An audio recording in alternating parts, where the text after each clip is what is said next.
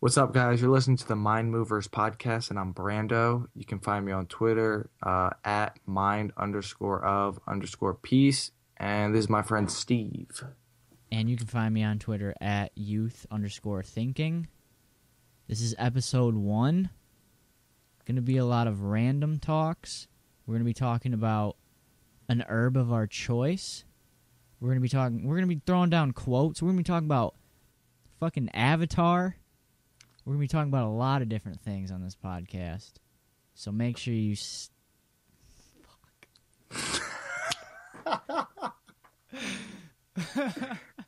Dude, this is good. What are you saying? Keep going. So make sure you stay in your seat and listen to the whole thing. We're also going to provide some chunks. If you want it broken up to listen to your favorite part, we'll have it on SoundCloud. And we'll be or tweeting don't listen. it out. It's your choice. I mean, I'm not going to force you, but yeah. It'd be cool if you did. And make sure, if you have any questions, direct them to us at our Twitter. Just tweet it at us. Just say, you fucked up. That's wrong. Yeah. Tell us whatever you want to tell we'll us. We'll respond positively or negatively. It's however you were feeling. Yeah. But basically, enjoy the podcast. Thanks. Or don't. Peace. I don't know why I said peace. Yeah, I said thanks. That's weird. Peace Cut be those with out. you during this podcast. Namaste. You can't have big talk without small talk. You have to tease it before you Please. go for the big... I guess you could call it that. Is this all recorded? No. Oh, I was going to say that'd be funny as fuck. So, we're finally going to be recording the first episode. Are you ready? Yeah, I'm ready. Let's do it, man. So, right. Brandon. What's Can up, I man? call you Brandon? What's up, Steve? I can edit that out if you want. Hey, Brando. No. You got your headphones. You got your mic. Got my mic. We're finally ready to send out our first podcast. Yeah, I'm ready for it. Is there anything you want to say to all those lovely fans you have? What's up, everybody? This is Brando. I hope my voice doesn't disappoint you. Say Yeah. that.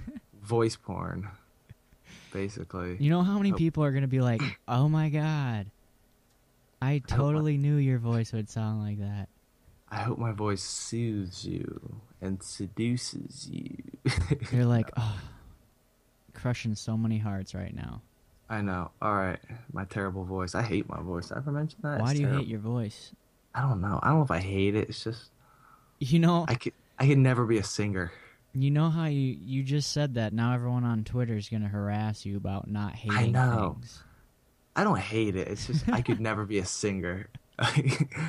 I could be, but I wouldn't be happy with it. Yeah, I don't think I could be a singer.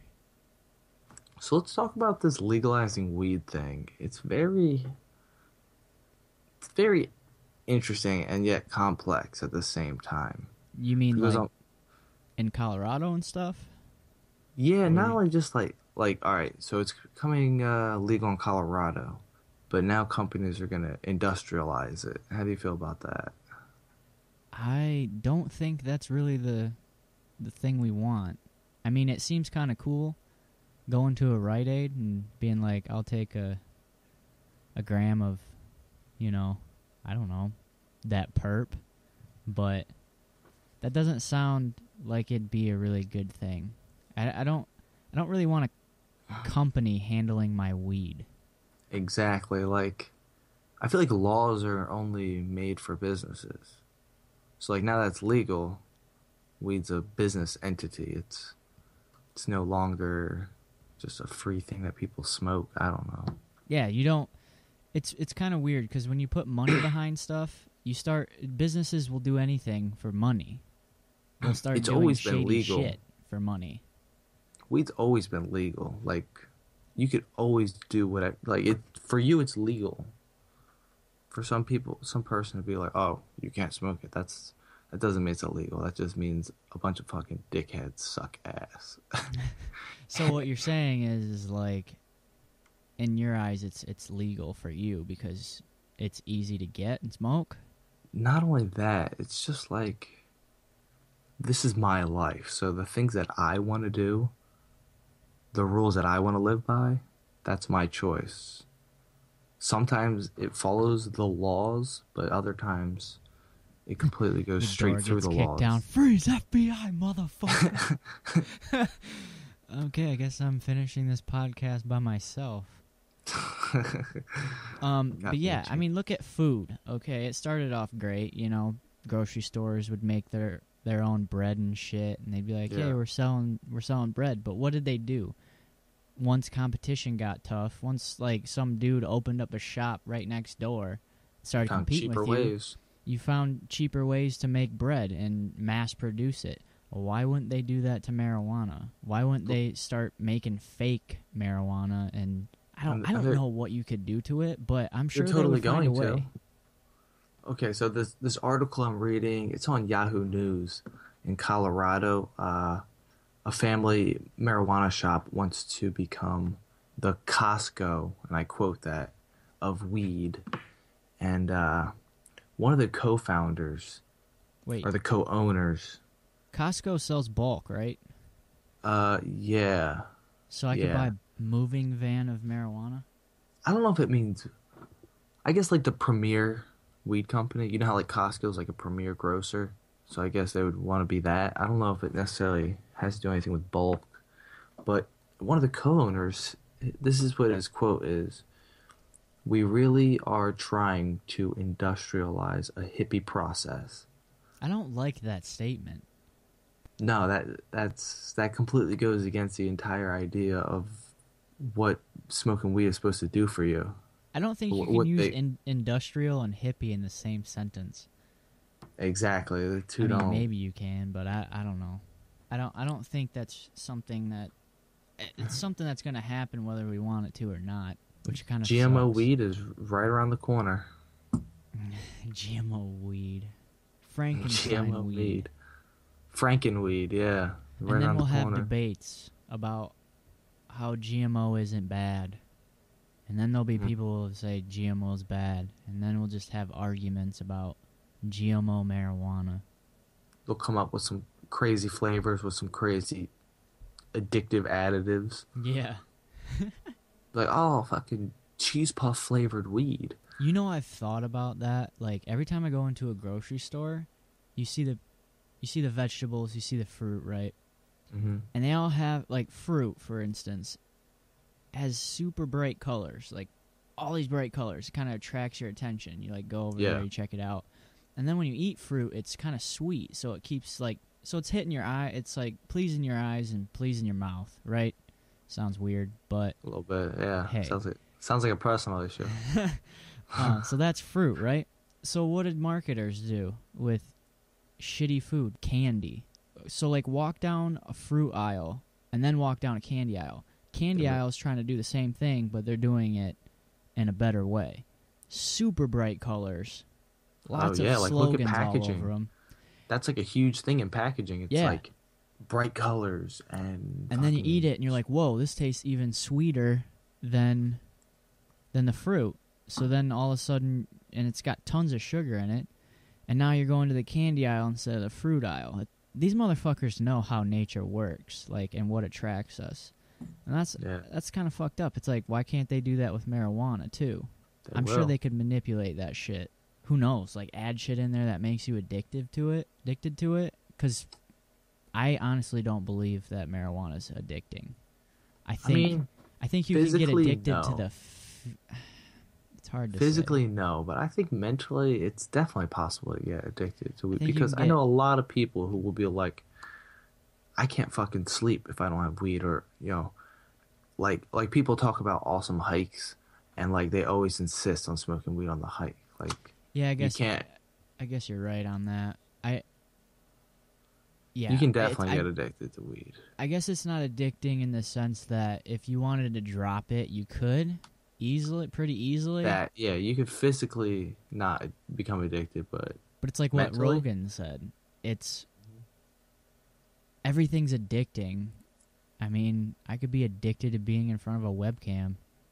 I could be Yeah. a cam boy. cam girl, yeah, cam boy. I'm addicted to it. People I mean, get wasn't- addicted to video games, TV, Yeah, you can get addicted all to that anything. shit. So I guess fucking I take that back. You can get Candy addicted to Crush. Temple Run. podcast gets taken down because we said those names. Oh shit, is that real? No, I don't know. They're coming for it. So yeah, that's a good thing to talk about. We might have to do like a whole podcast on that. Write some thoughts down and be like, I don't know, kind of talk about legalization of marijuana. Yeah. I mean, I'm for it, but I don't know. I feel like the only reason it's becoming legal is to make it legal for business, Yeah. not legal for enjoyment, like personal legalization. I realize that business is good only because this like system that we have right now needs business. So business is good, but really, really good business is usually bad. This is you true. look at businesses that are excelling at what they do, and you can probably find some dirt on them. You look at like Nike. Oh wow, they're doing such a great job. What a huge business. You can find dirt on Nike. Like Underpaid workers, shit like that. I don't know if they do. Well, I'm sure they do. yeah. I've heard shit like that. Fucking paying 5 cents. It seems like you hit a certain point, and then it's like, what do we do now to keep growing? Well, we got to do illegal shit to keep growing now. You know? So I don't know. That's interesting to think about. Last night I was shoveling snow, right? And one of my Spanish workers' sons came and worked with us. I think he was 23. Really nice kid, but call him a kid. He's fucking older than me, but whatever. Really nice kid. We were driving in the truck, right? We're driving through this town. It's a nice little downtown area, kind of like a nice community. And the trees have Christmas lights on. And he's from Camden, and he's just like, he's never been here before. And he's looking at the city, at the tree lights, and he's like, whoa, this place is amazing. And he's like, just beyond amazed, just by like Christmas lights on some trees. Yeah. That really got me thinking, because like, how bad is that fucking city or in that environment? That just Christmas seeing, trees are cool. Yeah, he said, oh, there's no trash, there's no drug dealers. He was like ecstatic. And he was from where? There's no people with guns. He was from where? Camden, which is a rough neighborhood. Oh. I've been in there briefly, and it's a scary place. I'm not even gonna lie. Very scary place. Yeah, and you look at like Detroit or something. Even worse, maybe even. Like they're giving away houses because it's so bad. You can have this house if you want to live here. You probably won't survive very long, but you might get blown up or robbed at gunpoint. Or you see all those tweets with that image of like 14 million homes are vacant or something, and like some number of people are homeless. It's like, what? That's always baffled me. It's like, yeah, I thought about that the other day, because like we're driving through town and just every other house is up for sale. It's like, up for sale, vacant, up for sale, up for sale. It's like, well, why can't that guy sitting on the fucking floor over there go just sit in that house and be warm? Well, I'll tell you why, Brando. Because that guy can't pay his taxes. Yeah, he doesn't pay taxes. he doesn't contribute to society. Yeah, it's fucking stupid. I saw a video of a guy who had 2 degrees and he was homeless. Like, he was a super genius and he's homeless. It's like, we're not even taking advantage of genius anymore. That guy could invent something huge if he was in a job. What kind of degrees? Dude, it was some science degree and like he had 2 master's degrees. One, it was like masters in physics, and some other science. It's probably engineering or something.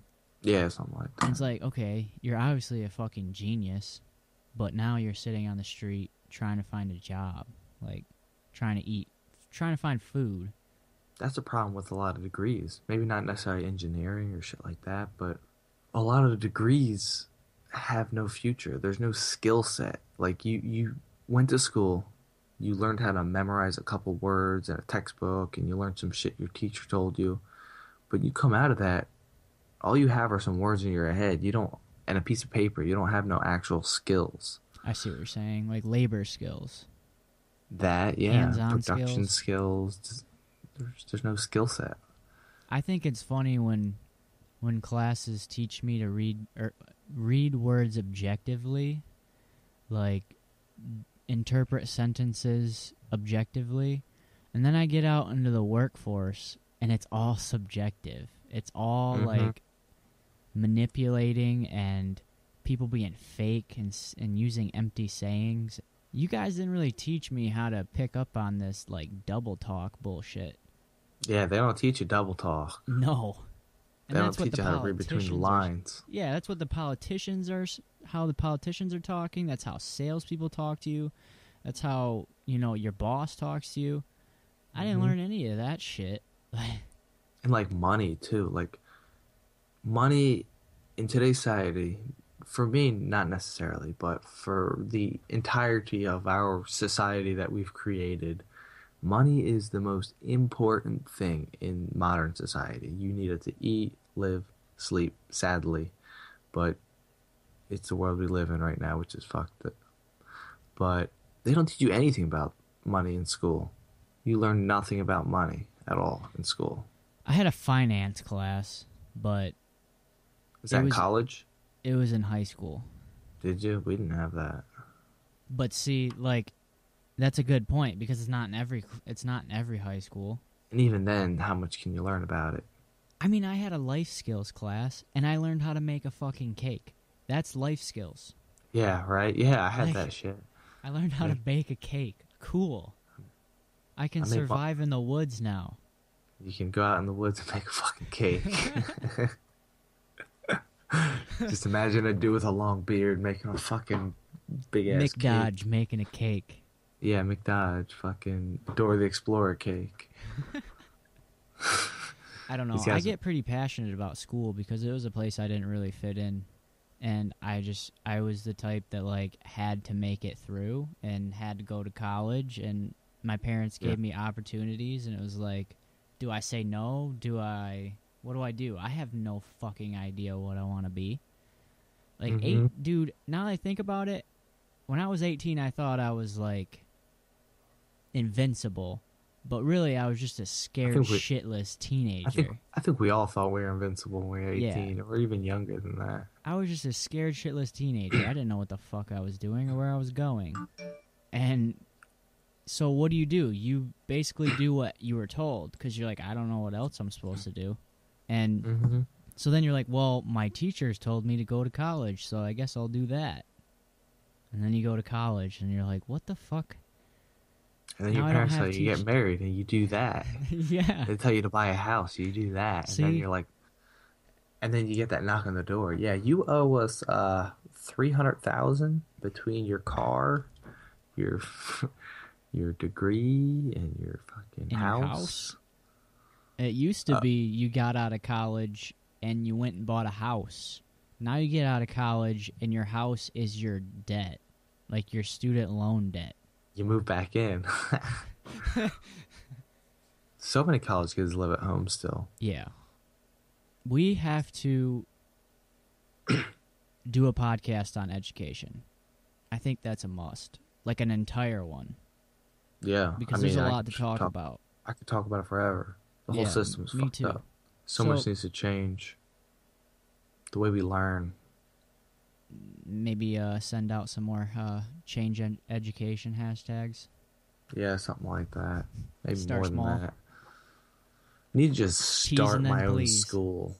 I think I'm going to start my own like alternative school.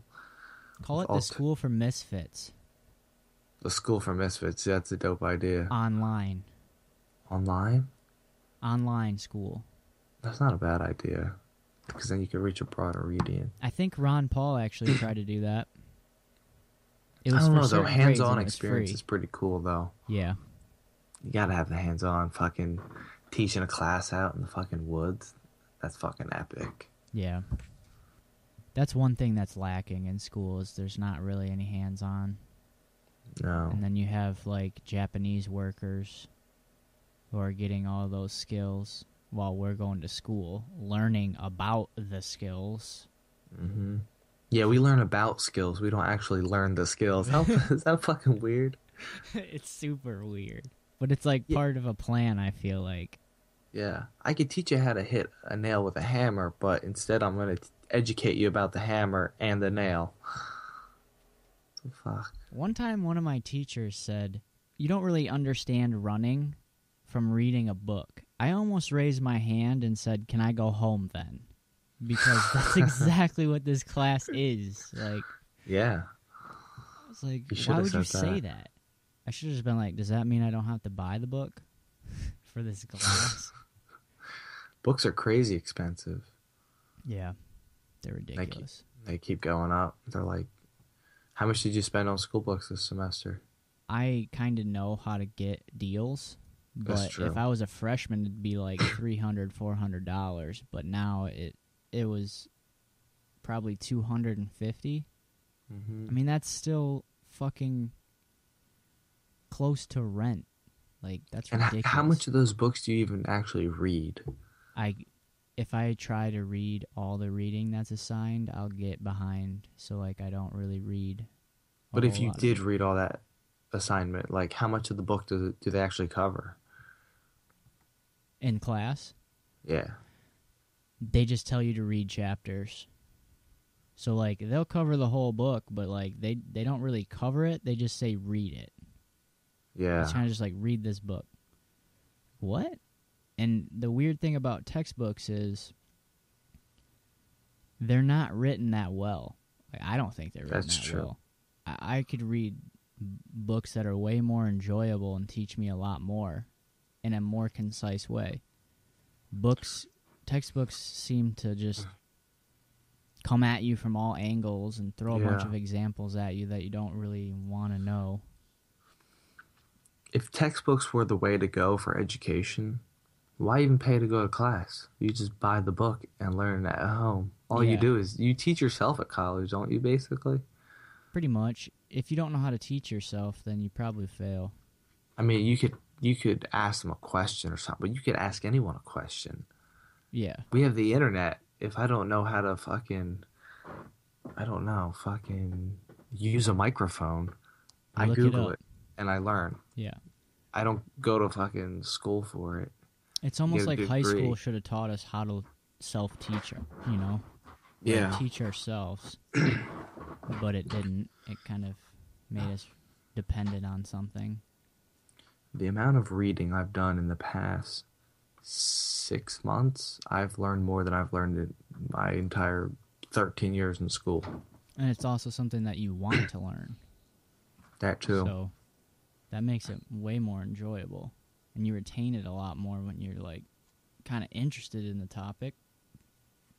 That's what's scary about school is it's teaching all these kids that, hey, learning's stupid. Like the only thing when you go straight into school, you associate learning with, oh, learning is boring. And it's really Oh not. yeah. And then you come outside, like you leave college, And kids are learning's like, awesome oh, again. fuck yeah, I'm not reading a book for the rest of my life. I Oh. made it through college. I got my job. I'm not doing anything that involves learning now. I mean learning in a sense that like I'm interested in that topic. I'm gonna go learn about it. I don't mean Yeah. learning like experiences throughout your life that are gonna happen anyway. Yeah. But learning like you're going home and saying I'm gonna read a book or I'm gonna research this topic and I'm gonna learn about it. Kids don't do that I'm anymore. addicted to that. There's a lot of kids that don't do that because Yeah. high school taught them, hey, learning's boring. And it's really not. I'll see something that boggles my mind. I'll just be like, what the fuck? And I'll just go research it and read about it and learn all kinds of cool new shit that I never knew before. Yeah. People don't do that. And you can read about shit that you like, which makes it way more fun. Yeah. I noticed that you tweet a lot about herbs. I do, in fact, talk about herbs And quite you often. actually recommended a book to me, which I bought. It's on You its bought way. the book? It's on its way. For those of you listening, the book is titled The Way of Herbs by Michael Tierra. It's a really great book. It was written in think in the 80s, like Yeah. 80, 83 or something like that. It's a fucking awesome book. They talk a lot about ancient Chinese medicinal use of herbs, and really goes into the whole yin and yang properties of foods and herbs and all that kind of stuff. Really interesting stuff. From what you read, it sounded pretty fucking awesome. Well, yeah, I mean, you they just talk. picked one and you told me a bunch of shit about it. All right, so this one herb that most people know, which is garlic. Garlic is one of the best herbs on the planet. I heard there's a lot of things you can do with garlic besides fight off vampires. Yeah, you can. If there's a vampire apocalypse, you're gonna want to have garlic. It's, The ultimate that's a herb. definite. All right, so garlic is one of the world-renowned cure-all. It cures just almost anything, and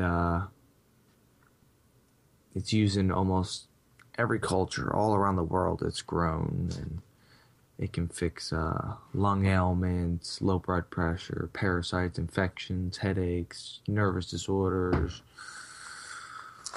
upset stomach, all kinds of shit, man. I read Anything. online that someone said whole books could be written about garlic. Oh, yeah. That's they probably insane. have them. I'm sure they have them. You're just super. You, hey, I like your bookshelf. Thanks. Why is it all books on garlic? Because I like garlic. The complete book of garlic. Really? Yeah, that's a serious thing by Ted Jordan Meredith, It's also known as the Stinky Rose. the Stinky Rose. It's in the same family as onions, cloves. That makes sense. Yeah, delicious. What were some of the things we read about? I read that it can work as a natural glue, Oh yeah, that's really cool. They hold on. and you can, if you have a sliver, you can put a piece of garlic on your sliver, and it yanks that shit out. A sliver, as in like Sliver, like a piece of wood stuck in your finger real deep, and you gotta Oh. take tweezers. splinter, a splinter, Sliver. slither. I say sliver, man. You say slither? Really? Sliver. Sliver. Yeah, like a sliver. it- Is that what they? You're from Michigan. Is that what they all say around there? I don't know. My family said it that way, so I guess that's the way I say it. Sliver. How do That's you weird. say? Do you say TV remote, or do you say clicker, or do you say flipper? You know what? I actually just kind of mess with all of them. It just depends on my mood. One do you day it's say a pop or flipper. do you say soda? Give me that thing over there. Give me that thing with the numbers on it pass me the thing with the buttons. that turns on the thing I don't really like to watch. You say, I've noticed you say pop instead of soda. I do say pop, but I don't really drink it, so I don't say that No. much. That's true. I'm not a huge fan of it either. It really hurts my teeth. The only time I drink it, unfortunately, I'm trying to steer away from it with alternative mixers, is alcohol. If I have a couple of drinks at the bar or with my Oh, girlfriend you'll or have something. pop with it. Yeah, not always, but every once in a while. Fucking rum and coke, unfortunately. I'm trying to steer away from it, though. Yeah. It sucks for me because the place I work, the vending machines are free. So it's Mhm. like all Oh, this yeah. pop, and I'm just like, oh, like it hits like 2:30 and I'm bored. And it's like when you're bored, you get into trouble when it comes to food. Oh my gosh, boredom's Fuck. the worst thing for food. What were some of the other things we read about garlic?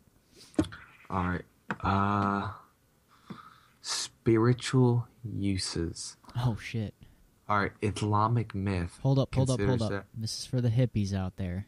This is for the hippies. Let's do it. Islamic myth. All right, considers that after Satan left the Garden of Eden, garlic arose in his left footprint and onion on the right.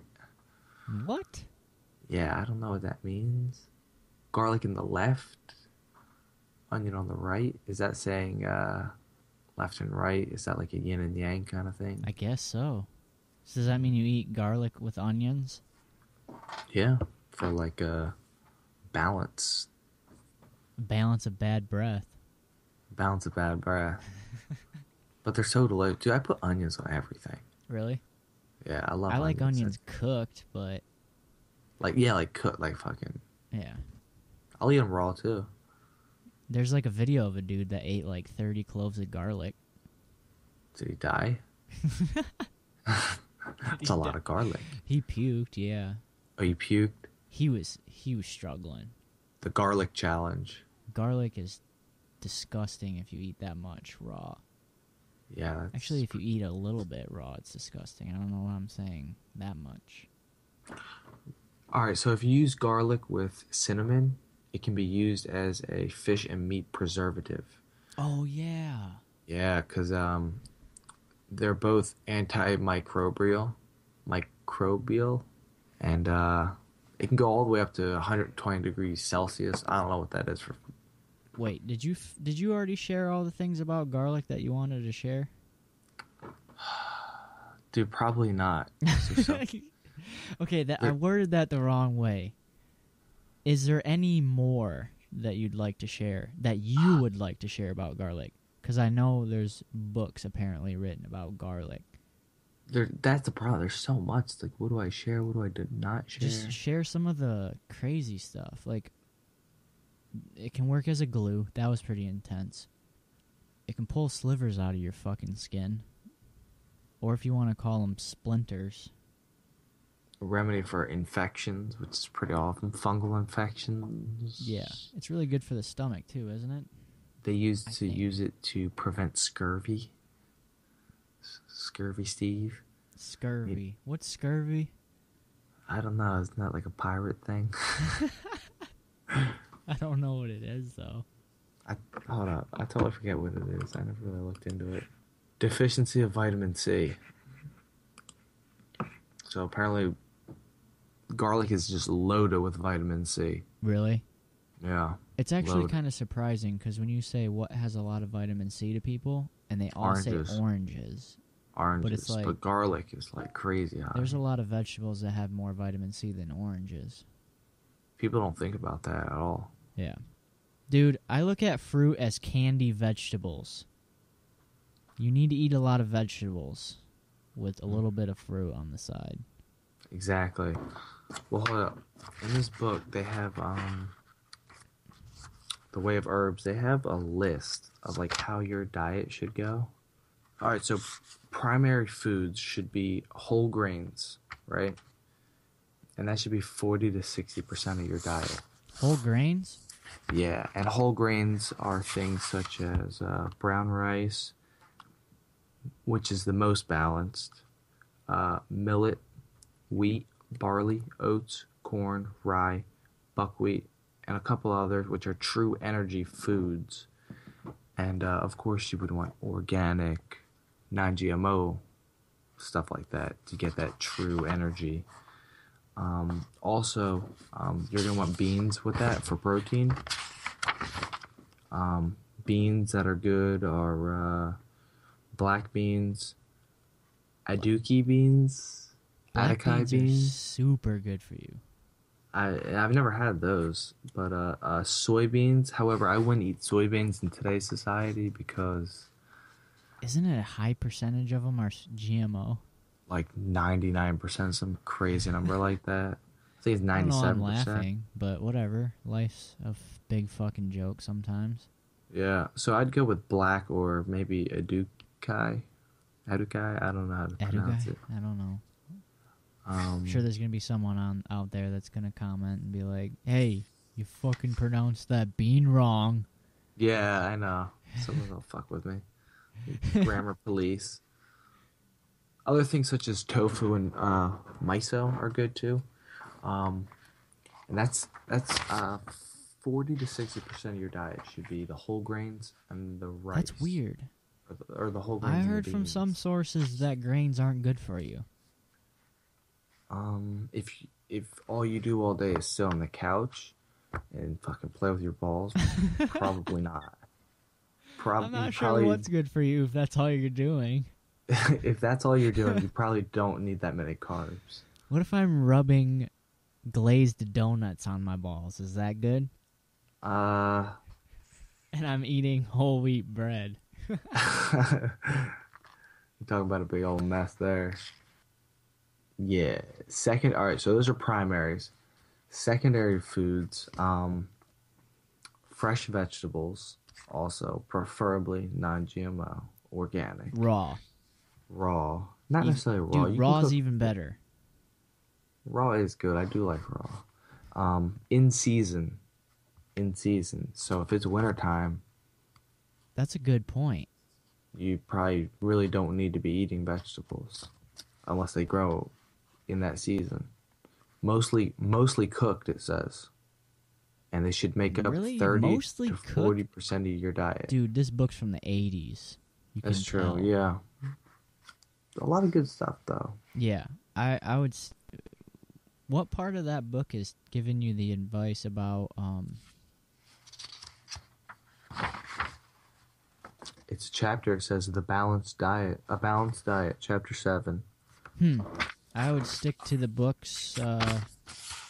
All right, there's a quote at the beginning of the chapter 7, A Balanced Diet.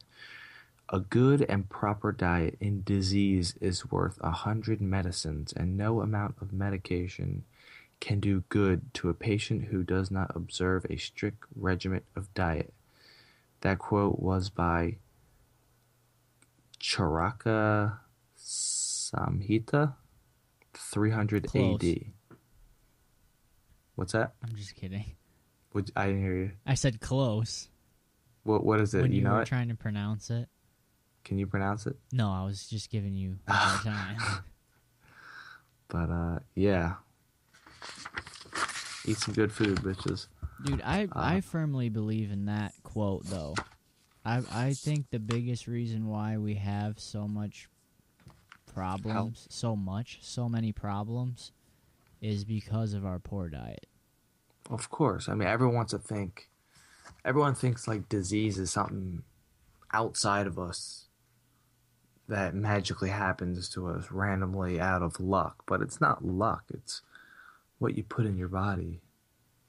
I mean, a lot of it just has to do with internal problems. A clogged pipe, like a clogged vein or a clogged artery, or your heart's not pumping enough blood. Yeah. That's something that would make an engine shut off. A car engine would shut off if something was wrong with it. So Honestly, you just got to build up your body. You got to give your body the tools it needs to defend itself and to fix itself. And it doesn't have it. So it's doing other things. It's trying to warn you, like, hey, buddy, I kind of need the tools to fix this shit that's going on in here. And you're not doing it. You're fucking chugging Coke and playing with your balls on the couch. So it's like cars too. I mean, cars are gonna slowly wither away. But if you look at some of them, if you take care of your car, when you get your car, it's 100% healthy, 99% of the time. And if you don't take care of your car, you don't change the oil, you don't wash it, you put terrible fuel in it, you slam on the brakes too much, you slam on the gas too hard, your car's going to go to shit. Yeah. Because you're not taking care of it, you're not putting in the right fuel, you're not taking care of it. That's the same thing with our bodies. If you don't take care of your body, if you don't put the right foods in your body, you're going to experience fucking problems. Mm-hmm. You're going to have problems, and then your body's not going to be able to deal with those problems because it's scrambling around looking for the shit it needs. And then it won't be able to deal with... It's too busy fixing its own problems. It can't be bothered to even worry about the external diseases that are attacking our bodies. Yeah. Ain't nobody got time for that. I mean, we're touching on external and internal. And I kind of feel like that's a good thing. Because we really wanted to talk about external and internal. That's for sure. On this podcast. I did bring a quote. It came on a cool picture, but I'll just read it. Are you ready for this? I'm ready for it. You sure? I think I'm ready. Okay. The place to improve the world is first in one's own heart, and head and hands, and then work outward from there. Other people can talk about how to expand the destiny of mankind. I just want to talk about how to fix a motorcycle. And that's from Robert M. Persig. He wrote Zen and the Art of Motorcycle Maintenance, which is a really fucking good book. He was the same one that said that quote about the mountains that you really liked. All right. I think you recommended or someone recommended that book to me. It might have been someone else, but I know someone recommended it to me. I'll have to check that out. So basically he's saying to fix your heart, head, and hands. Not fix. Improve your heart, head, and hands. And then work outward from there. And then it gets even crazier because he's like, other people can talk about how to expand the destiny of mankind. I just want to talk about how to fix a motorcycle. So it's like, we just got done talking about fixing our car, fixing our body, fixing our mind, and then expanding. So it's like, it's such a good quote about, you want to change the world, change yourself. That, yeah. Like, we want to change everything that's going around in the world, but there's plenty to be changed right around us. Yeah, there's plenty to be changed, like, inside of you. There's plenty of things to be changed. There's corruption going on the other side of the planet, but there's corruption going on right here in my own house, in my neighbor's house, in this neighborhood, in this township, in my own life. Yeah, focus small. Start there. And people will see that. Yeah, a lot of people want to blame everything around them for their problems. Oh, traffic made me late for work, or the alarm clock didn't go off, or the dog woke me up early and I slept in late. But at the end of the day, you're the one who woke up late. Yeah. So that's on you. You have the choice. I mean, that's what's crazy to think about is, yeah, a dog barks, but your body had the ultimate choice to listen to it and wake up. Maybe it doesn't, it wakes you up, and you don't really have the power to, ignore it. But it's kind of weird to think about how if you piss me off, I still have the ultimate choice to let that piss me off. Yeah, you decide to let that piss you off, not... Yeah, so it's almost like everything is you and how you interpret things. It's never someone else. They're making the choice to be a douche, and you have to make the choice whether that makes you happy or sad. Yeah. Or angry. Or just ignore it and continue to be happy, or ignore it and become sad. It's really your choice. Or you could embrace it and say, hey, how's it going? And walk away. Yeah, exactly. Unless they're like your dad or something, then you're fucked. They gotta live with them. I'm just kidding. But yeah, I don't know. I heard it said in the documentary really well. This guy said, people always want to look for other things to blame because it makes them feel better about it, about them having that problem. Mm-hmm. So the person said that, people can take stock market crashes. People can handle wars. Yeah, war sucks, but it's something you can handle. It's something that we can get over. But as soon as you spend a little bit of time in your room with yourself, alone, and I'm not talking alone with, your laptop or your cell phone or your Xbox. I'm talking about you and yourself and your ego just hanging out. Solitary. That's another point that I want to get to also, solitary.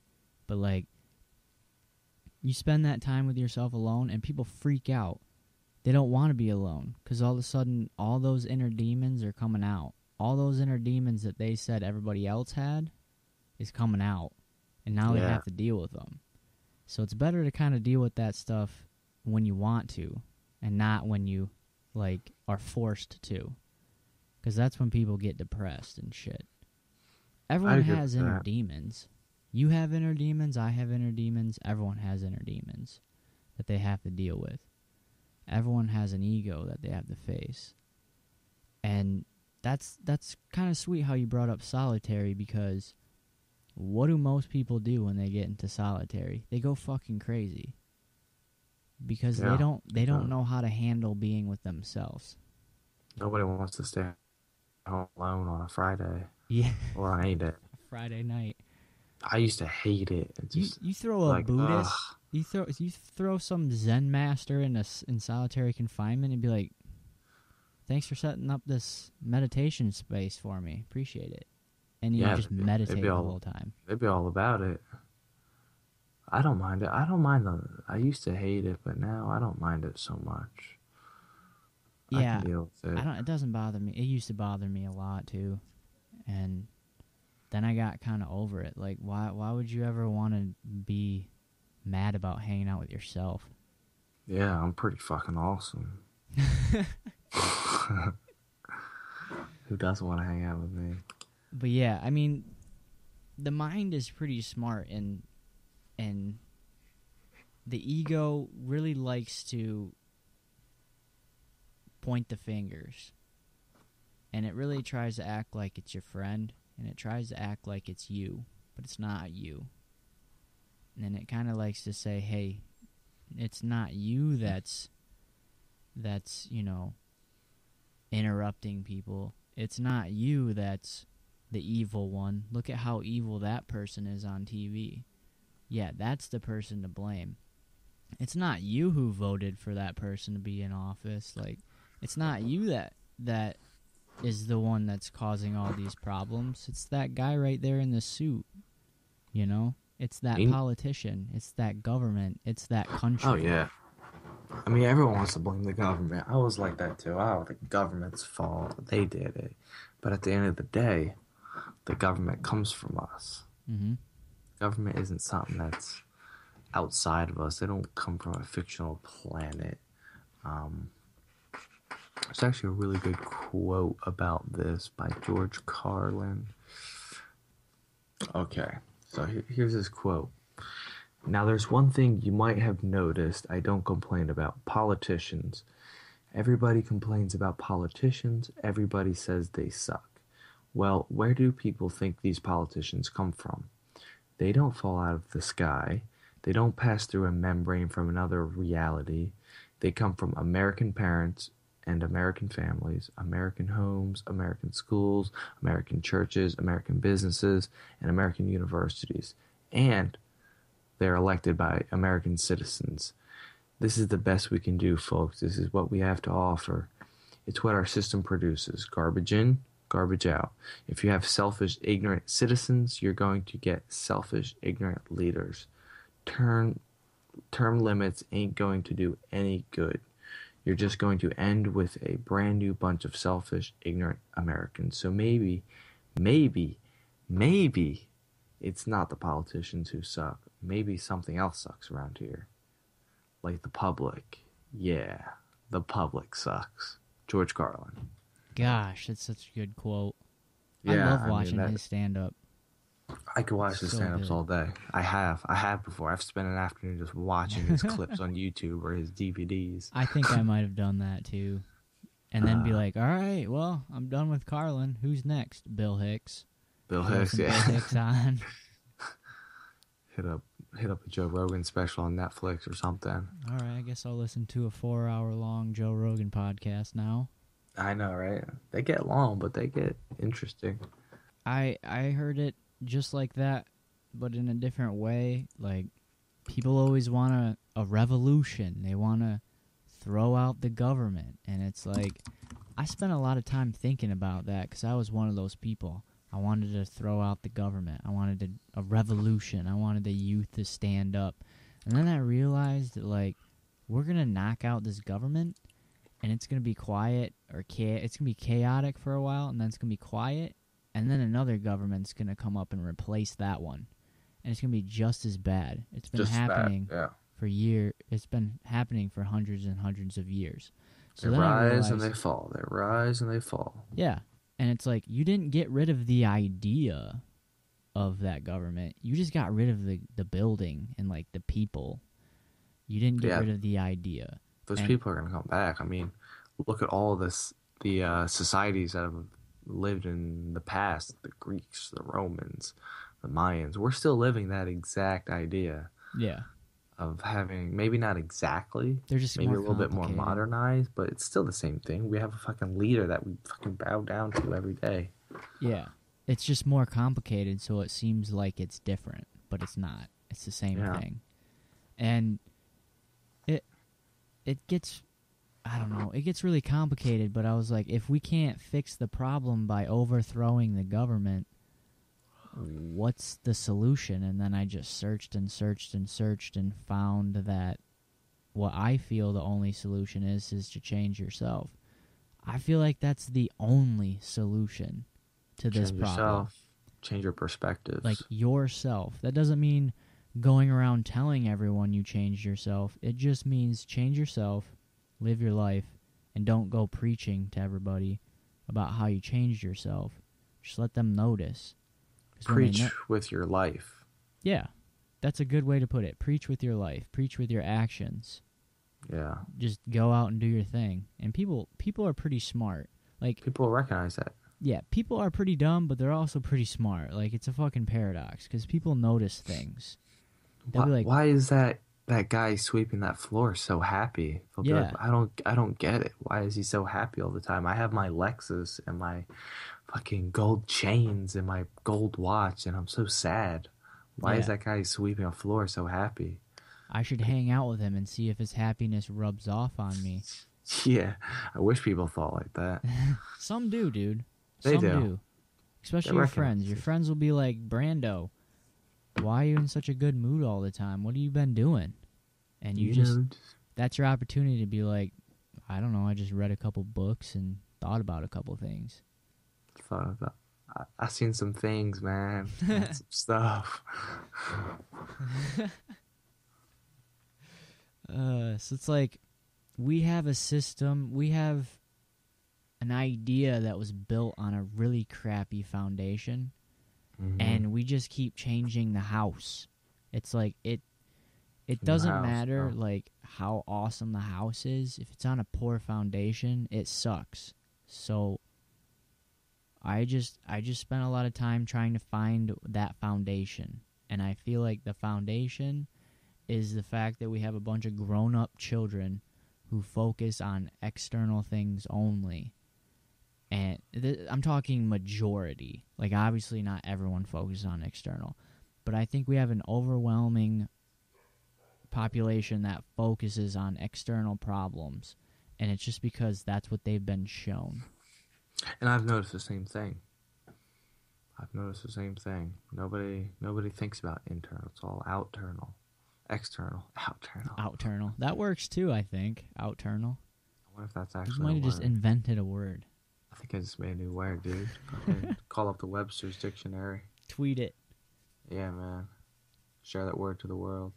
But I don't know. I feel like everything is naturally balanced like a yin yang. Only everyone's been convinced that it's not balanced. And it's like everyone's going around trying to balance it by yelling at everyone and saying they're doing it wrong. And it's just like, why don't you focus on your inner yin yang and just focus on your inner balance?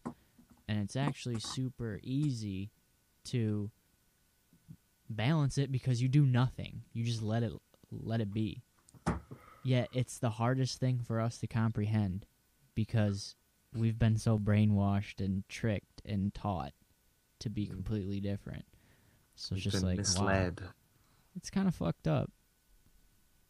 Like, We I have. don't like to buy shit at the store because I'm content with what I have, but I still have this motherfucker in the back of my head that's like, hey, that would be nice to buy. Hey, that would be nice to buy. We should buy that. I should buy this.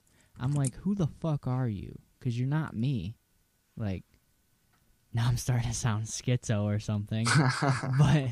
but like, do you have that? Do you like go places and it's like, that would be cool to have? I mean, maybe you don't do that, but We all have that. We all do that. I mean, it's like, I don't feel like that's natural. I feel like that's been driven into our brain. yeah, oh, well, definitely. Our consumerism, you mean? Yeah. Our consumerism has just been, like, injected into us. Maybe that's what all those shots are. You know how, like, you're a kid, you get all those shots? It's just a shot of consumerism. That would be so fucked up, dude. Dude, kids just want, like, I was there. We were all there. I want a new toy. I want a new toy. I want a new toy. Like, get me a new game. Like, what about the game you got in front of you? What about the toys you got in front of you? Are they Yeah. no good all of a sudden? I don't. And it's like you feel content, but for some reason there's this fucking jackhammer that's like drilling your brain when you're at the store, like buy that, and it's just like, who the fuck are you? Why are you telling me to buy shit? I have shit. Yeah, so it's like they've implanted something in us from an early age, and it's really hard to fucking get over. Yeah. I feel like a lot of your followers can relate to that. Relatable. Relatability. I hope the followers are learning more about us and how we're not so different from them. Yeah, I mean, I learned from them, I think, more than they learned from me, because I'm just one guy. But I get to learn from all of them. It's really interesting, actually. Super. Especially like if I'm wrong about something or if I'm miseducated about something, they'll correct me. Sometimes in a more negative way, but I'm still thankful for that. Still But thankful that even when people like yell at me, I'm kind of happy about it because it's like, well, he took the time out of his day to just talk to me, some random guy across the fucking earth. That's strange. Like, yeah, why me? I don't like what you said, buddy. But it's like, I must be that special if you care what I said. I don't know. And it's like, what? I kind of had the thought a long time ago that you have a puzzle, and it's like, let's say you open a box, and it's like it's a 7 billion piece puzzle, and you only have one piece, and that's you. Mm-hmm. And along the way, you meet you find all these other pieces, and those are people, and they share like their point of view, their piece. It's like, the more you meet people, the more you realize that like they can teach you a lot. And I guess that's the way I look at a lot of people. Is like, what is this person trying to teach me? Even if I'm at the coffee shop and some chick's complaining about how slow it is to get her mocha caramel skim with extra Splenda. You know, she's complaining about how it's taking longer than 30 seconds, you know? Bitch at the Starbucks. So yeah, there's just a chick who's we've all run into. It's not just chicks that do it; it's men too. But like, they treat service like shit. They complain about anything. They try to everything. find things to complain about. Everything and anything. Yeah, and it irritates. They go out of their piss way out to of me. do it. Yeah, and it irritates the piss out of me. But it's like, I've learned how to deal with it. I just say, what is this person trying to teach me? Like, why am I listening to this person right now? Don't be an asshole. And it just, yeah, it really does. It teaches you how important it is to be different from that. All right, so sometimes you're that waitress being yelled at, right? And then sometimes you're that customer yelling at that waiter, right? Yeah. But then sometimes you're that person who's watching it happen, and you're just kind of you get to see it full spectrum. You get to see the whole thing from both perspectives. It's like, that's a crazy way to look at it. if I was that waiter, you know, how would I feel? That's a really dick move by that dude. And if I was that, like, what's going through your head to complain about the coffee? Just fucking drink your coffee or whatever you're complaining about. Like, yeah. I get it all the time with snow.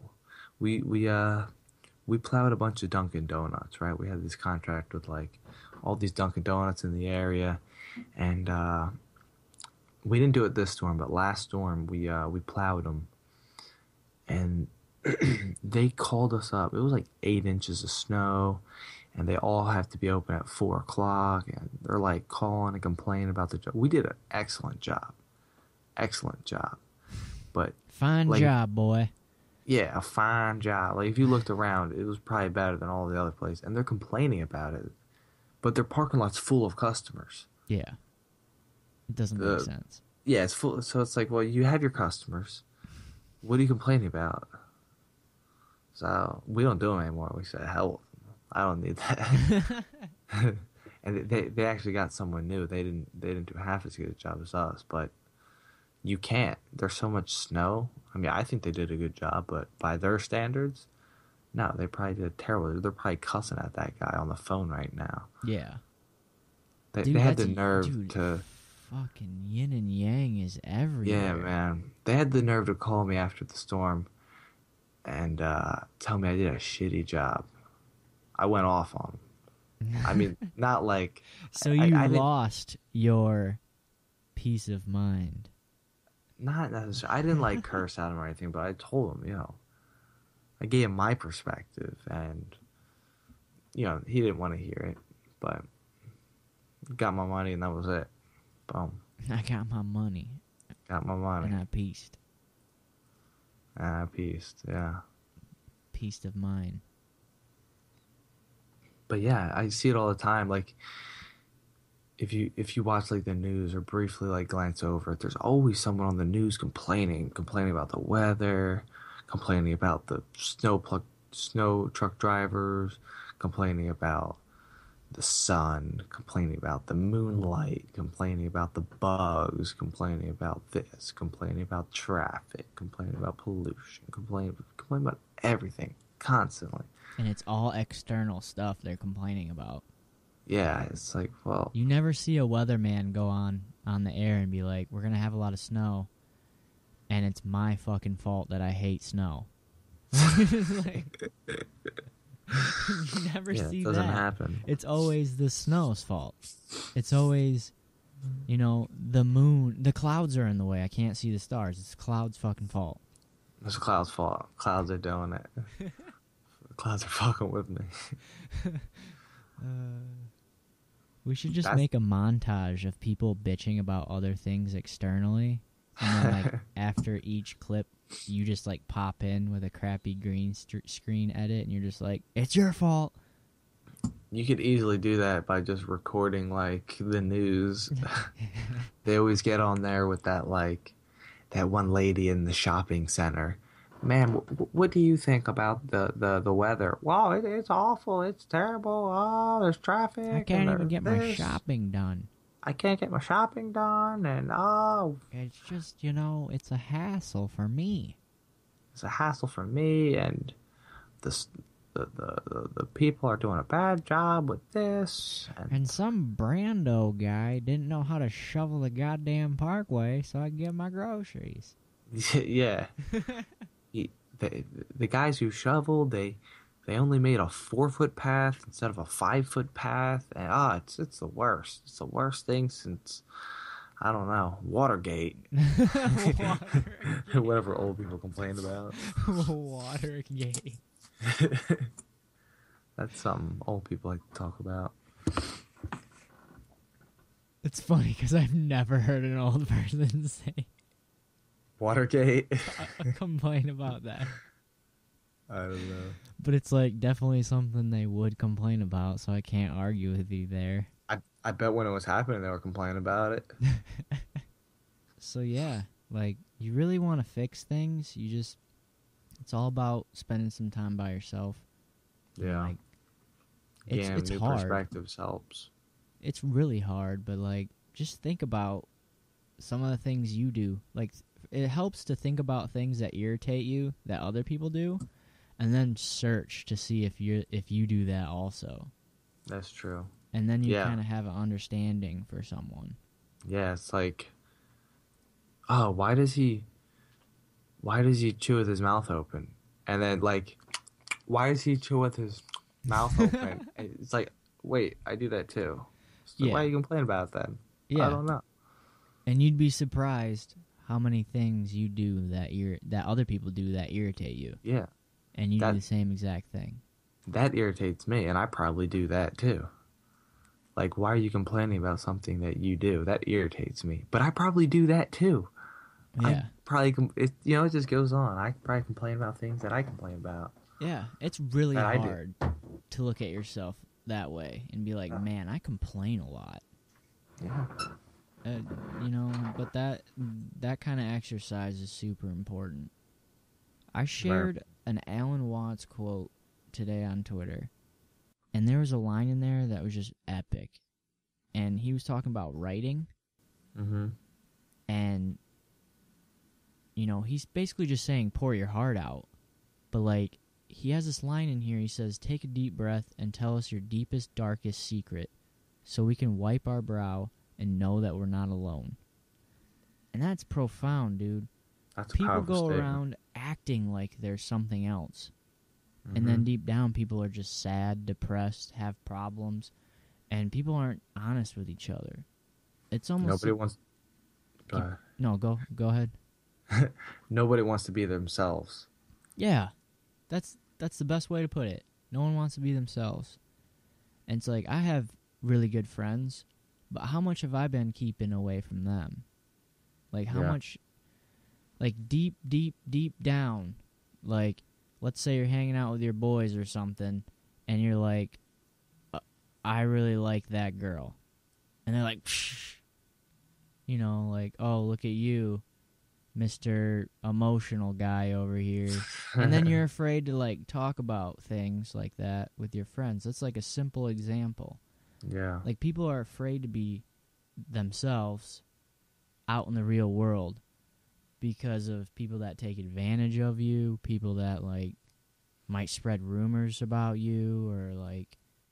That's why I wouldn't even consider those people friends. I'd consider them more of acquaintances. If you can't be yourself around people, can they be friends? Or are they just people that you know that you occasionally hang out with and associate with?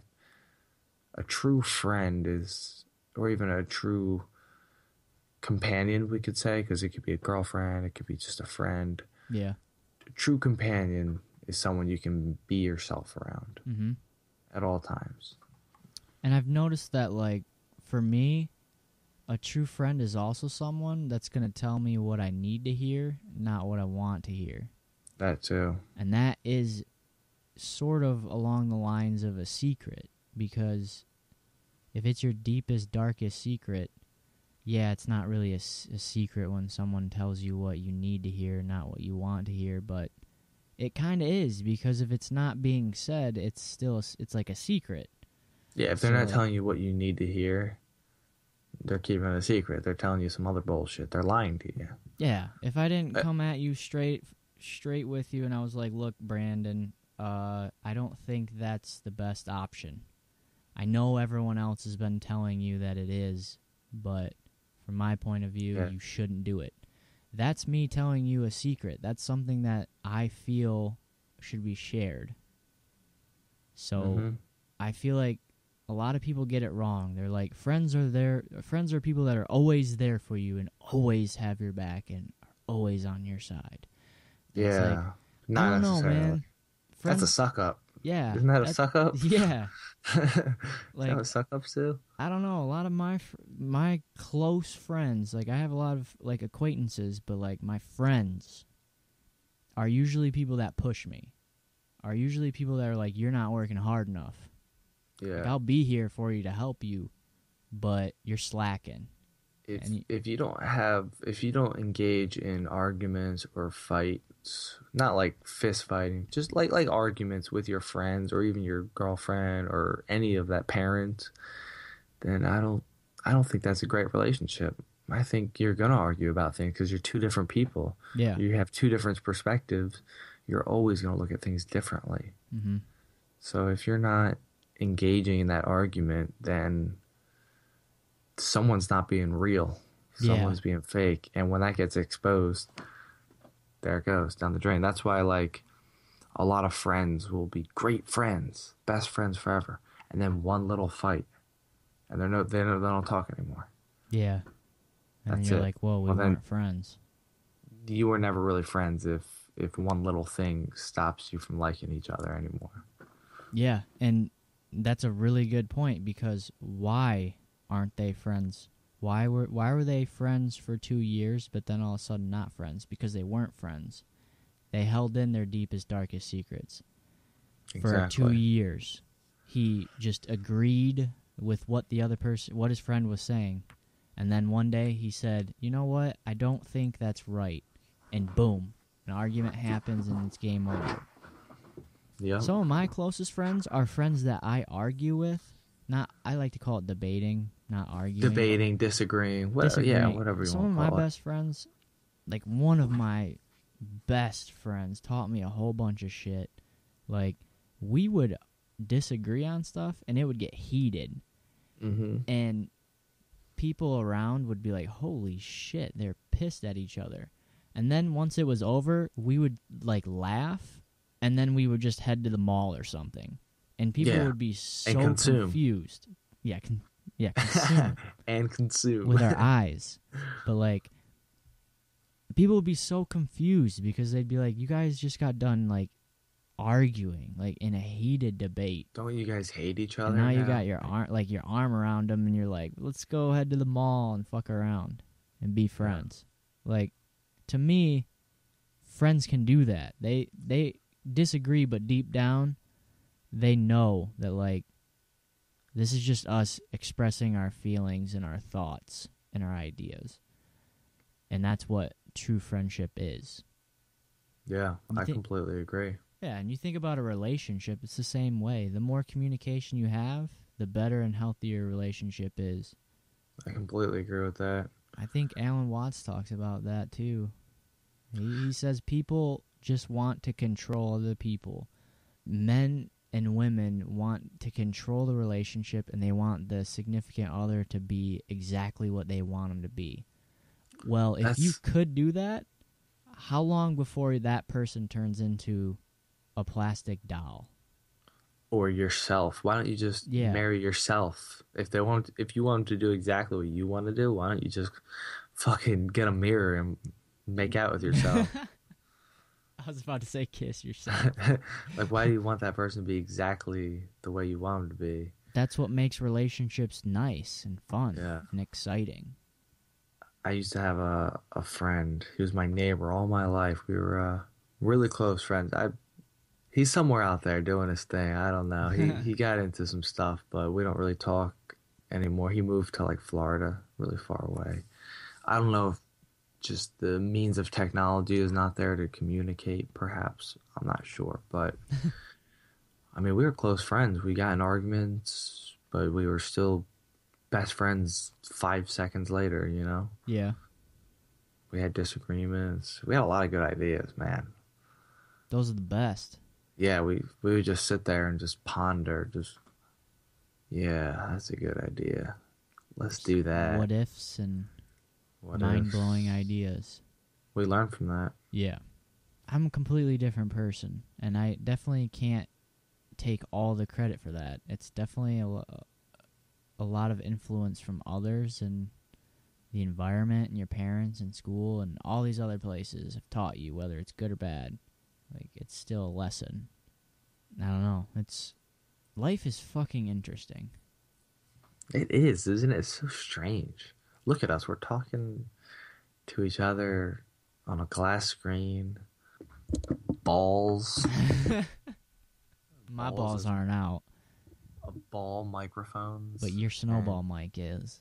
Yeah, I got a snowball mic, and I'm talking through it. And waves are being transferred. Yeah, waves are being transferred into a screen, which is generating bigger electrical waves that are going to the other fucking outer space. And then they're coming back down on you. What the fuck is that? Yeah. That's pretty crazy. And I was thinking about ideas. that, actually, the other day. Sorry to cut you off. I was shoveling snow, right? And it's so windy out, and I'm looking at the snow, and I'm like, the way the snow builds up in the wind, it looks like it does in a desert. You know how the wavy sand dunes? Yeah. So you have all this wavy snow, but then you have the earth is wavy. Mountains, hills, valleys. The ocean is wavy. Clouds are wavy. Everything has waves, I've been noticing lately. Everything not human is waves. Your hair's wavy, dude. Your hair's wavy too. No, I guess I mean like not human influenced. Like a human didn't fuck with it. It's Yeah, wavy. but And then you maybe look we're at what we do, everything's a box. yeah It's like lines and squares and jagged edges. rigid, Yeah. And uncomfortable. the world isn't rigid, it's wavy. It's a It's a bunch of sphere. waves. It's a fucking sphere. That's what I was like. All right, so there's this song by the band Let Live. I've really grown attached to this song. It's called 27 Club. At the end, he has this line where he says, "It's not us versus them. It's just us, my friends.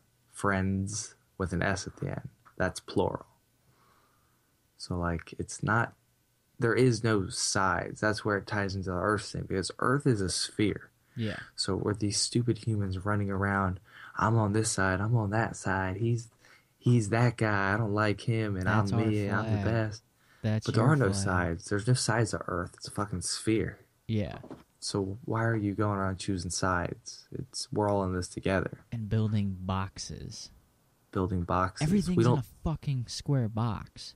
Do you think there's planets out there that are squares? What if we come from a planet that is a fucking square? That would be awkward. Dude, I imagine don't think like that's possible in space. But then Well, again, like- everything's possible, so I don't. like yeah, maybe there's an alternative universe where like matter just moves in different forms, like a different way. Like it for me, my idea of space is kind of space just goes in every direction, which creates a sphere, basically. A sphere like has no sides, just infinitely goes Yeah. in every direction. But maybe there's certain alternative universes that have like specific like sides and like different like wave patterns. So like light doesn't travel just in every direction possible. It only goes in certain fucking square dimensional directions. I think that place exists. It's called Minecraft. Oh, man. Square waves, Dude, square hills, square snow drifts. I was at a friend's house the other day and they were playing Minecraft. That's a fucking awesome looking game. I've never played it, but it looks fucking crazy. It's super popular. I'm not sure if I would either get really addicted or really bored. I'm not sure which, Yeah. but it looks pretty fucking awesome. What was that? My cat. Oh, Can you hear it? yeah. Scratching the walls. What the fuck? My cat's. Say hello to the world, cat. Yeah. I don't have any animals, man. It's a bummer.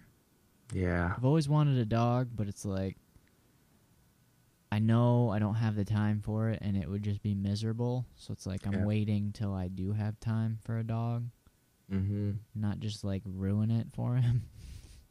Pets. That's a weird conversation because, like, a lot of people will be like, I'm against pets because, having a dog is basically like having your own personal zoo, basically. Yeah. But, in the society that we've built, not the one we've chosen, that the one that's been built around us, if these dogs don't live with us or these cats, sure they could live outside, but it's just a matter of time before they get picked up and euthanized or locked in a cage at the shelter, at the pound or whatever. So it's like get euthanized, live in a shelter, or I don't know, one could live with me. Why not? Yeah. The problem really lies with an obsession of like wanting a thing. And Yeah. like, we're big on like wanting things. So people want are a like, I dog. want a dog. And then once they're Nobody- bored, they just throw it away. They're just like, Nobody- I don't want yeah. this thing anymore. Yeah. It's a thing, right? It's like a toy. Like Yeah. nobody wants a dog. Like, all right, not nobody, because I actually know a lot of people that do this, but majority of people want animals. They don't want to help animals. Yeah. They just want them. Like, they're not living in their house because, that saved that dog from being euthanized. They have it living at their house because they want it there for personal reasons. It's a selfish reason. It's Yeah. to feed the ego. It's to make me feel better. It's to make it so I Yeah. have more Instagram pictures. It's to make it so I get more likes on Facebook because I post a cute Something picture to control. of my dog. It's like, dude, that's your friend. Like, it's not any Yeah. different than hanging out with a friend. Like, That's my homie. yeah, I talk to my animals all the time. you should. I would. I do. Yeah. There's a dog at this place that I'm staying, and it's one of the nicest dogs ever. I'll have a full conversation with it. They And listen. people look at me like I'm crazy. I'm just like, no, I can hear them. They speak to me like fucking Eliza Thornberry. Eliza Thornberry. I have this incredible gift. Animals can talk to me. And you got a cool ass RV.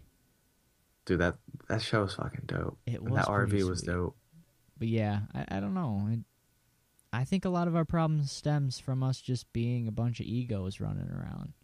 Yeah. Selfish and childish, but like old. We're like grown up children running around. Grown up children. Don't get me started on that. That's just everywhere. They act like they're in high school, but you're 45. Why are you worried about what some kids are doing in Yeah. high school? Still drama everywhere, and I don't know. It's just a big mess, and hopefully, we can kind of get people thinking about these things with our podcast. Yeah, I hope so. I hope some people start thinking about some things. Don't believe what I say. I made it all up in my mind. I mean, because what is our goal? Our goal is not to change people. Our goal is to move minds. Just get you to think about things that maybe you never thought about before. Throw some different perspectives at you. Yeah. I was thinking about this a couple weeks back, how when I was younger, like I never was religious. I was always against religion. I used to think things like like all wars are like fueled by religion or like government or stuff like that. I looked at like I blamed those things for all kinds of terrible acts, but like at the end of the day, religion is basically a book, right? Well, that book isn't killing anyone. Those ideas aren't killing anyone. People are killing people. Religion isn't full of shit. People are full of shit.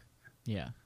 People are interpreting the message the way they want to interpret it. That's what I've been noticing. Like, sure, the government might start wars. The government might be behind wars. But at the end of the day, it's innocent civilians like you and me and our family that are going around doing the dirty work. Yeah. Pulling the trigger, building the bombs, all that stuff. That's us. Our whole society does that. That's accepting. Yeah. It's a strange thing. So how can we can't exactly blame the government for the world's problems if we contribute to that severely. Think about all the jobs that we have building bombs, building weapons, shipping weapons, selling weapons, and then all the jobs we have for using those weapons to kill people, to control people, to harm others, to spread fear. We do that through police. How many kids in the school that we sat next to in the same room that had the same education as us, the same upbringings, will become police officers or government officials? Greedy, It's us. We're the problem. Mm-hmm. It's not. There is no them. It's just us. We're all fucking up. Mm-hmm. And it's crazy to think about. We just talked about how in the end we have the choice. Like if someone's irritating us, we choose to perceive it as irritation. That's your choice. Now you take it up a notch and the government's like, we're doing it this way and you don't agree with it. You still have a choice to do that. Yeah. They've just stacked things against you to make it seem like, holy shit, if you don't do it, your life is going to be miserable. And they're going to make sure it's miserable. So you're like scared to death because you're like, if I choose not to participate in this, holy shit, I'm going to be broke. I might starve. I might die. I might freeze to death. I might get thrown in jail. Yeah. I might get fucked up. And then you're scared. And you're like, shit. I don't know. In the end, you still have the choice. And we can't really, because it's stacked against you, you can't say we don't have a choice. Because we do have a choice every single time. Like, Yeah. you can't just argue against choice, us having a choice, by saying the odds are stacked against us, because that's not valid. That's not a logical argument.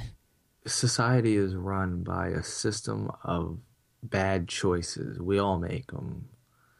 You know, we'll commit a crime against humanity before we commit a crime that our government claims is a crime, out of fear. A police officer will, arrest you for that out of his fear of losing. He has that job.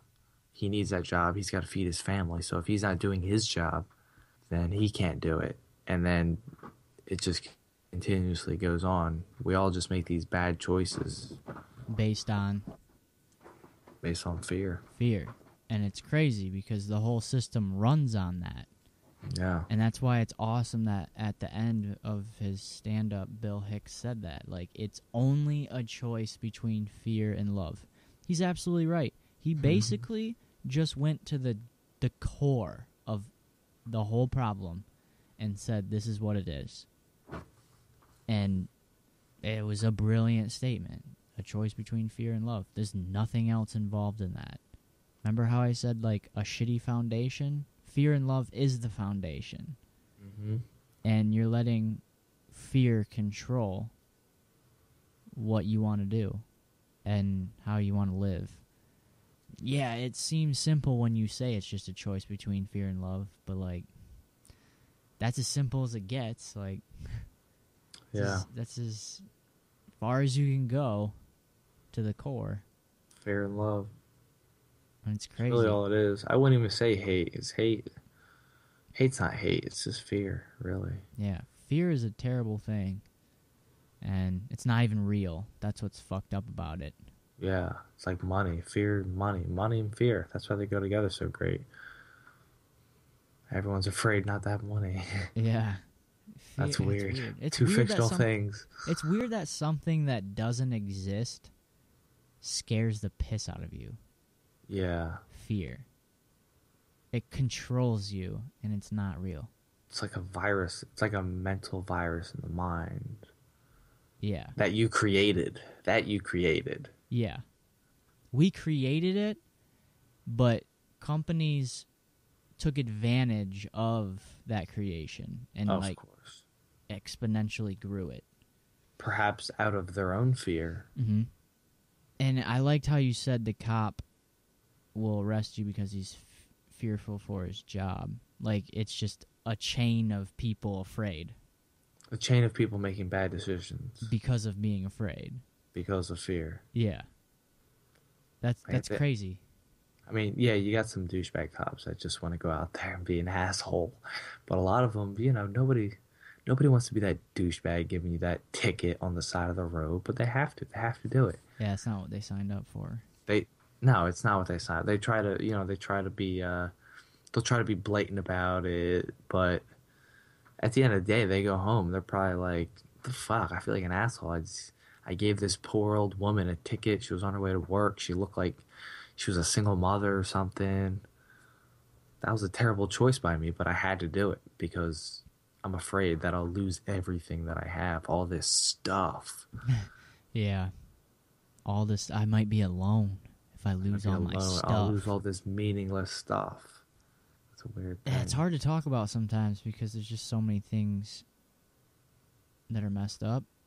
Yeah. So, like, I try to, like, think about how it's meant to be as a way to teach us. Because look at how much, like, it sounds egotistical to say it, but, like, look how much you and I have learned. Like, we're in our lower 20s. I feel like we've learned a lot. Like, that, compared to, like, what our parents know. We've learned a lot. about the world in front of us, Yeah.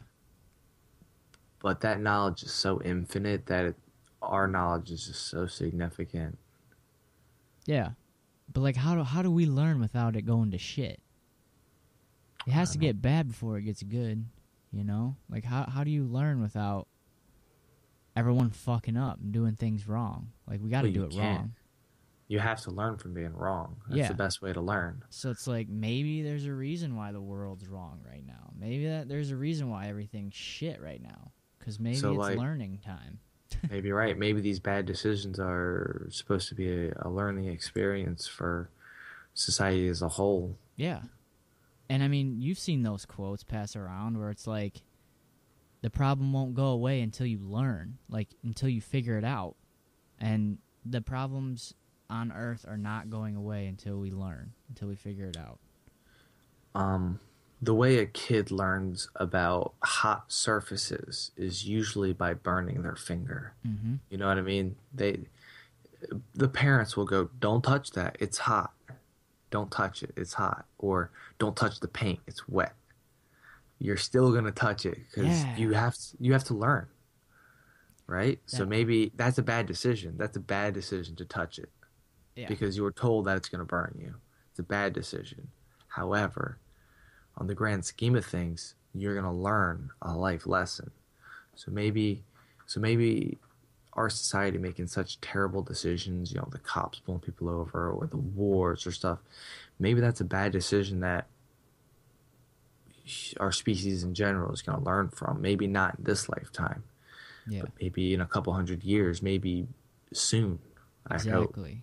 I hope in this lifetime. That'd be cool, but I don't But know. yeah, it's got to be. That's something I hope that we'll learn. If we don't learn, we'll disappear, and Oh, of the course. people after us, whatever pops up, is gonna try the same game. And if they can't Exactly. pass, then they fail. Then the next thing pops up, tries to complete the game. It's really Imagine what's if a happening. kid never learned about hot surfaces. They're not going to do too well There is, in life. yeah, there are kids like that that don't have nerves. They can't sense pain. Yeah. They Oh, die. yeah. True. They usually don't live very long because something happens. Like let's say their appendix bursts, they don't feel it. Oh, yeah. They die because they have no idea that something just happened inside of them Yeah. because they don't feel pain. So it's like That- how That's a crazy thing. yeah. I thought it would have been cool when I first heard about it. Then I was like, no, probably not. Nah. But so it's like it's hard to say. Like maybe all these things are happening for a reason. Maybe they're not supposed to be happening. How do we really know? That's just the philosopher coming out in me. We're too small to see it, I think. Yeah. If we were if there was a species above us, so say we're monkeys, right? And there's another human species above us, and or monkeys are acting this way. Humans would see that. They'd be far enough back out of our perspective to see that we're acting like crazy people, but they would see that we're learning. They would be like, "Oh, well, the monkeys learned that they should stop killing each other aimlessly and they'll all be able to survive a more happy life." It took them 200 years to evolve that theory, but it happened. It took a lot of bad decisions, but it happened. But we can't see that because we're in it. Yeah. So basically, how we observe monkeys, somebody's observing us, and then Yeah. somebody's observing them, and then somebody's observing them, and it goes on forever. Yeah, Yeah. but Nate. but you can't see yourself. That's the only problem. Yeah, You can't. yeah. It's hard to see the grand scheme of it all. So it's almost like you have to trust whatever's been put into place to help you out. And in my opinion, that's nature. Nature is a great teacher. You fall down, it hurts. You run into a tree, it hurts. Like, you touch an animal you're not supposed to touch, makes you bleed. I don't know. Sprays you in the face with stinky shit. Like, you learn from that stuff. And honestly, Yeah, man. it's really bad when parents go, don't do that, you're going to hurt yourself. if it's not going to severely hurt the kid, let them get into it. Let them mess around. Let them experiment. Let them do things that are going to teach them. Let them learn, right?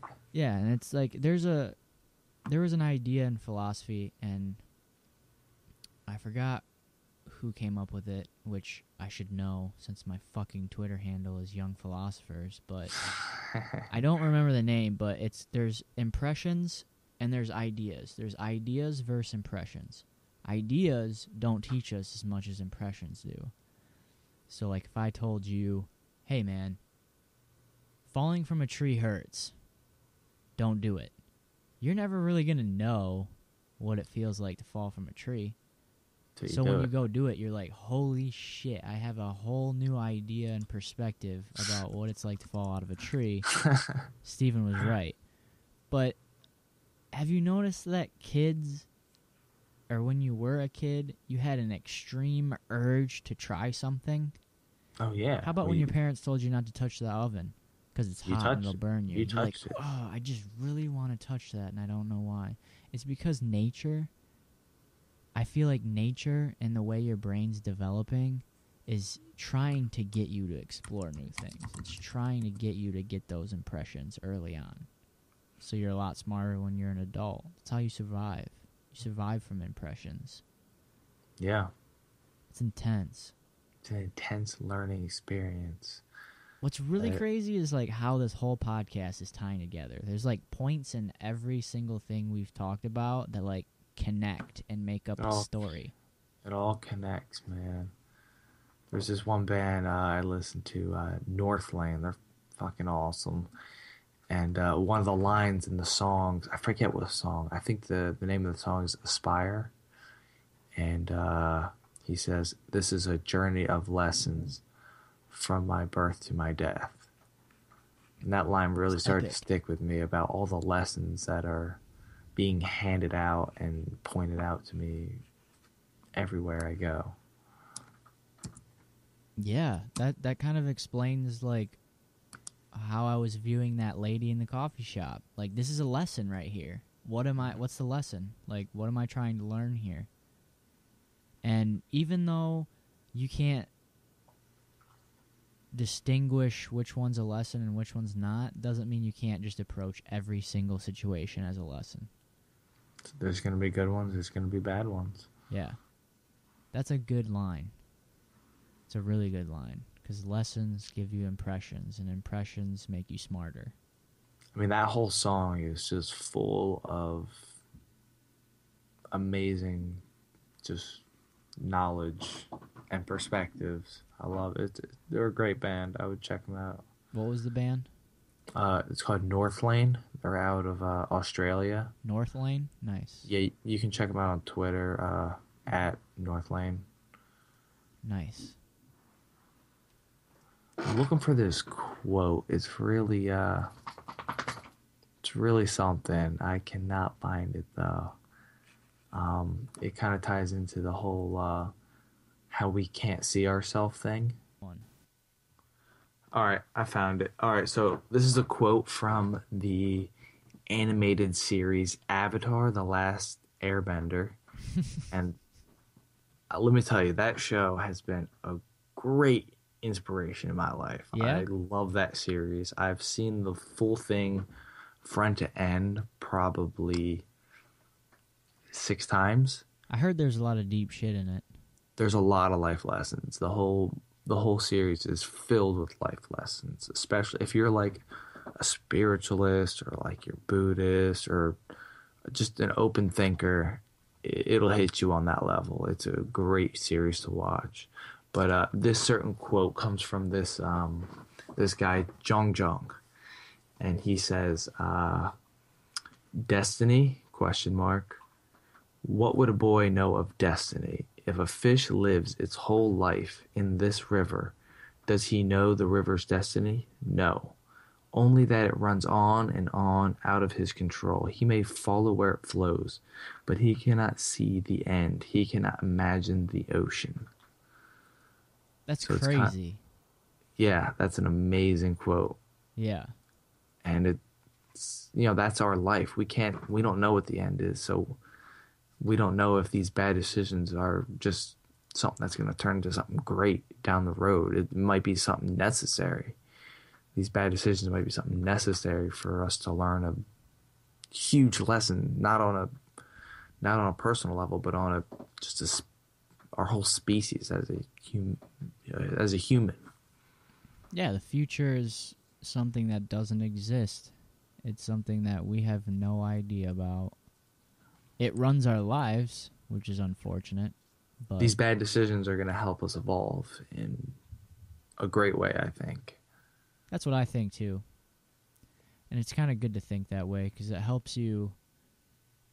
It helps you deal with it a lot better. Yeah.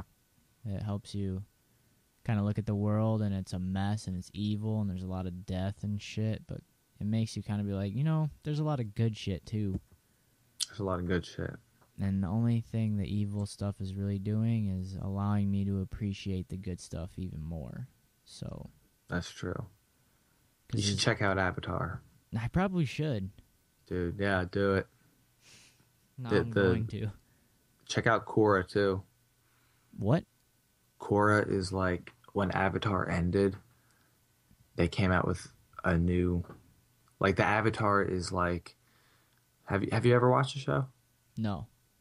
Okay, well the idea of the show is it's based on the 4 elements, and there's one person in the world who has the power of all 4 elements, and once he dies, a new Avatar is born. So they end it on that character, and then they fast forward to the future on the next Avatar, which is Korra. That one's epic too. There's a lot of that one gets really deep into the yin and yang thing. I really like that. That's cool. I might have to check that out. Yeah. I like things that make me think. Waking. I think it's Waking Life. That's another one that's super. That's a movie though. What's it called? Waking Life, I think. It's like a trippy kind of. I guess it's not really a documentary, but I don't know. You should watch it. It's really fucking good. But I'll check that out. I mean, the parts that I've seen are good. I haven't seen the whole thing, but maybe I picked out all the good parts. I don't know. Dude, it's hard to watch a full documentary sometimes. Yeah, but you can listen to a whole Joe Rogan podcast, can't you? I know, isn't that weird? Yeah. Well, you know what? I'll tell you why. Because in a documentary, the subject is the subject. And for the most part, they get their point out in the first... If it's an hour-long documentary, their entire point of the documentary is already given in the first 10 to 20 minutes. Yeah. So the rest of the 40 minutes is a lot of just repeating the first 20 minutes in different ways. Like evidence and stuff. Yeah, so if you're listening to a long podcast, I mean, the topics are always evolving and changing. So it's kind of like a roller coaster rather than just sitting there. Yeah, and you never really know where it's going to go. Yeah, instead of sitting there listening to some guy sell you a toothpick advertisement or some shit like that. Toothpicks. And their damn advertising. I know, dude. Their advertisements are everywhere. Buy this toothpick. It'll save your life. It can do more than just act as a toothpick. Call now, and we'll send you this special bonus offer. 2 sets of toothpicks.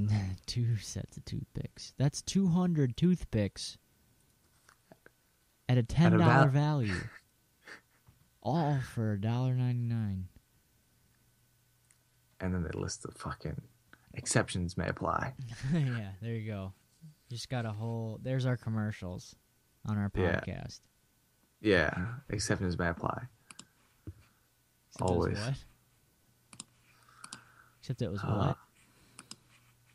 What's that? Except it was what? Oh, I have no idea. Did I say something? You said except it's something. I have no idea. What, you forgot? Dude, I already forgot about it. You're the fucking little Buddha over there, living in the present. Sometimes I have things coming out of my mouth, but like my head is just thinking about something completely different. It's like conscience and subconscious. Yeah. Like you can be like talking to someone. Like I can be talking to you right now, but in my head I could also be like, why do his glasses look so funny? Or like Thanks, man. nah, I'm just joking. But like why is his hair brown? Or like, oh, that's a cool shirt he's got on. But like But you're still talking. Yeah. but I could be talking about something completely different or doing something completely different. Yeah. It's I've been also noticing called that more. it's also called not paying attention or like not or not like focusing on what you're saying That's 100% true. of the time, Which which is very hard to do. which can be good though because like in an environment like work where like you have to do like a bunch of bullshit that you don't want to do, your body, your conscience can do that, but you can also completely think about something entirely different Yeah. and still function 100%. And meanwhile, you're running over grannies with your fucking shovel and thinking about something No, else. like I, like when I'm working, all right, so I'm a landscaper to all you listening. When I'm doing like a mulch job or something, I can scoop up mulch and spread mulch and like yeah, my body is like focused on spreading this mulch, Yeah. but inside my head, I'm thinking about something completely different. I'm thinking about, what am I gonna eat for dinner? Or like, oh, that was some cool shit I saw last night on that show or something like that. Or meditating. You can totally meditate in your mind while you're doing stuff. Yeah. That's very It is possible. kind of creepy. Like Duncan Trussell taught me this actually. I heard about him. He was on a podcast talking about how he chants in his mind, in his subconscious, even when he's doing things. Like he can be engaged in a conversation and chant in his head at the same time. Oh, fuck. I don't doubt that at all. Yeah, that's insane. That's practice. it's practice. That's what he says. You got to train your mind to do it. But Whoa. because our minds are so fixated on like judging, like I said, like we're talking and every time you're talking to someone, you're always thinking about them, like judging them, like, oh, the sneakers are ugly or some stupid shit. Like so many. I'm people not do always it. doing that. I'm not always doing it, but I've been there. I've I'm done usually it looking before. away, going, "Is this person ever gonna shut up?" Yeah, that too. I'm just Like, kidding. but you're still listening, but like you're subconsciously having a conversation with yourself. Yeah, it is kind of weird. The And brain is awesome. weird. It's fucking weird and awesome. We have a whole podcast on how you can talk to someone but be thinking about something else. And the whole hour long, we just come up with examples. It'd be cool. It'd be cool if we could record, dude. It'd be cool if we could like record our subconscious like conversation. It would be terrible. Dude, It'd be it'd cool be- and terrible at the same time. it'd probably be fucked up in some ways. Yeah. We all have these fucked up thoughts. Yeah.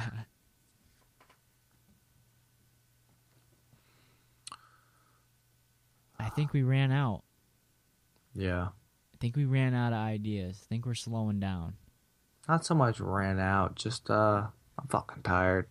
I'm tired too. All right, guys. that's it from Brando. This is the Mind Movers podcast. Check me out on Twitter at mind_of_peace. Later, bitches. At youth_thinking. Peace out. Peace out. Peace out. Peace out. Peace out. Peace out. Peace out. Peace out. Peace out. Peace out. Peace out.